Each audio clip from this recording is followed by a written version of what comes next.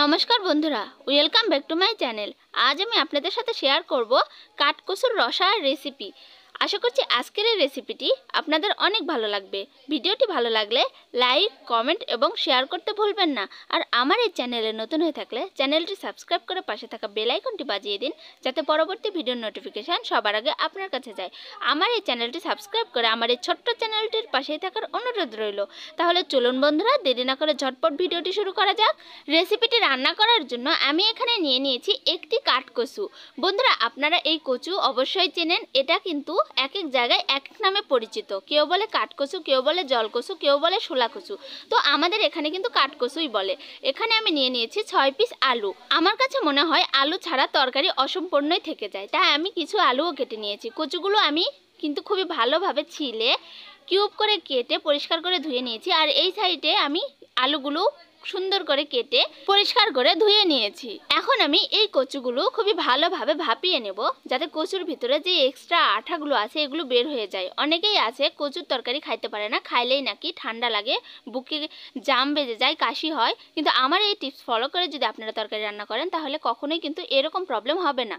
তো দেখতেই পাচ্ছেন বন্ধুরা, কচুর মধ্যে কিন্তু খুবই ভালোভাবে বলক চলে আসার পরেই আমি কচুগুলো নামিয়ে নিয়েছি। এখন এই কচুগুলো খুবই ভালোভাবে আমি ঠান্ডা জল দিয়ে কষলিয়ে ধুয়ে নেব, যাতে কচুর থেকে এই আঠা বা পিচ্ছিল জাতীয় পদার্থটা বের হয়ে যায়। কচুগুলো ধোয়ার জন্য আমি একটি পাতিলে ঠান্ডা জল নিয়ে সবগুলো কচুই ঢেলে দিয়ে হাত দিয়ে খুবই ভালোভাবে কষলিয়ে পাতিল থেকে কিন্তু ওই ডালাতেই আবার পুনরায়ভাবে উঠিয়ে নিয়েছি। দেখতেই পাচ্ছেন কচুগুলো কিন্তু অনেকটাই চকচকে লাগছে। আর এখানে আমি নিয়েছি আদা বাটা আর জিরে বাটা। এই আদা বাটা আর জিরে বাটার মধ্যে আমি একে একে দিয়ে দিলাম হলুদ গুঁড়ো, লঙ্কার গুঁড়ো, আর এখন দিয়ে দিচ্ছি স্বাদ মতো লবণ। এখন পরিমাণ মতো জল দিয়ে দেব, তারপরে এটা খুবই ভালোভাবে পেস্ট বানিয়ে নেব। তো দেখতেই পাচ্ছেন বন্ধুরা, আমি কিন্তু অল্প করে পরিমাণে জল দিয়ে একটি চামচের সাহায্যে এটা খুবই ভালোভাবে পেস্ট বানিয়ে নিয়েছি।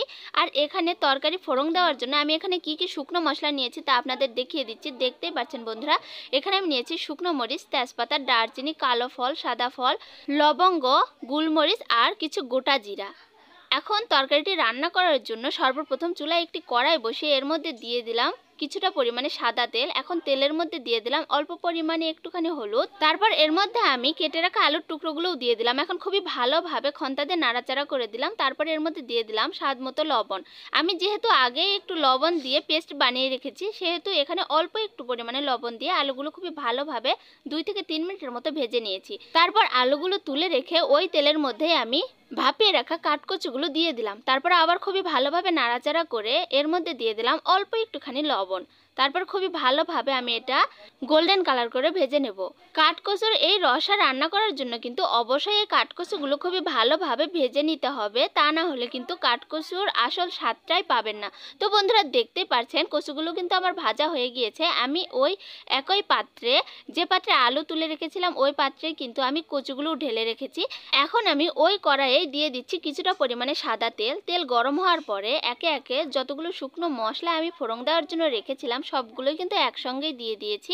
এখন ফোড়নগুলো ফোটা পর্যন্ত হালকা করে একটু নাড়াচাড়া করব। তারপরে গুলিয়ে রাখা মশলার পেস্টগুলো দিয়ে দেব।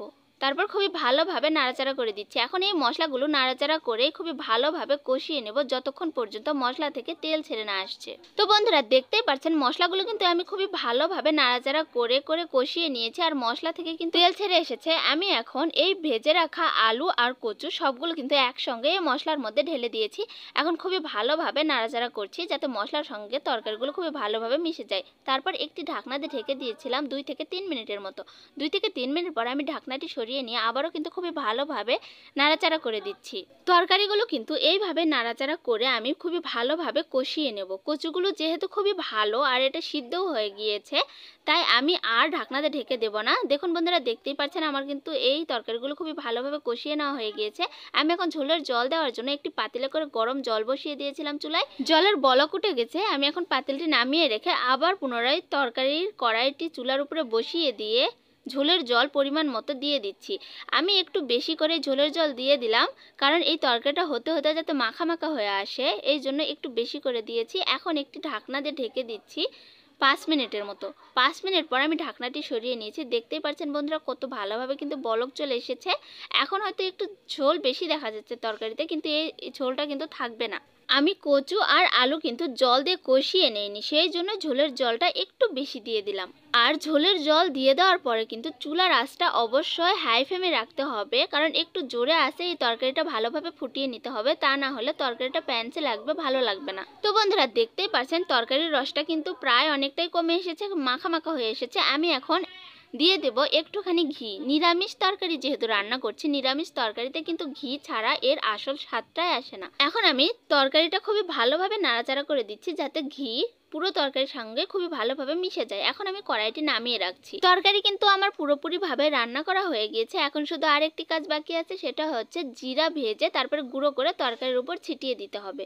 তো আমি একটি পাতিলে করে কিছু গোটা জিরা ভেজে নিয়েছি, এখন এগুলো ঢেলে খুবই ভালোভাবে গুঁড়ো করে নিচ্ছি। তা আপনারা দেখতেই পাচ্ছেন তরকারি হওয়ার পরে যদি জিরা ভেজে গুঁড়ো করে দেন সেই তরকারির টেস্ট কিন্তু দ্বিগুণ হয়ে যায়। বন্ধুরা দেখতে পাচ্ছেন জিরা খুবই ভালোভাবে গুঁড়ো করা হয়ে গিয়েছে। আমি এখন এই তরকারির উপরে জিরা ভাজা গুঁড়োগুলো ছিটিয়ে দিচ্ছি, আর এখন আরেকটি ঢাকনা দিয়ে ঢেকে দিচ্ছি যাতে জিরে ভাজার যে গন্ধটা আছে এটা বাইরে না যায়।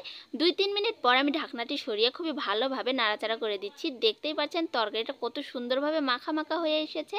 এখন এই তরকারিটা আমি সার্ভ করছি। দেখতেই পাচ্ছেন বন্ধুরা কতটা সুন্দর লাগছে দেখতে আর কতটা লোভনীয় হয়েছে এই কাঠকচুর রসার রেসিপি। আমার এই ভিডিওটি ফলো করে একবার হলো বাসায় এই কাঠকচুর রেসিপিটা রান্না করে নিন, আশা করছি অনেক ভালো লাগবে, সবাই একেবারে চেটেপুটে খেয়ে নেবে। তো বন্ধুরা ভিডিওটি আপনাদের কাছে কেমন লাগলো তা অবশ্যই কমেন্টে জানাবেন। ভিডিওটি শুরু থেকে শেষ পর্যন্ত দেখার জন্য আপনাদের অসংখ্য অসংখ্য ধন্যবাদ। দেখা হচ্ছে পরবর্তী ভিডিওতে এরকমই কোনো নিত্য নতুন রেসিপি নিয়ে। ততক্ষণ পর্যন্ত ভালো থাকুন, সুস্থ থাকুন, টাটা বন্ধুরা।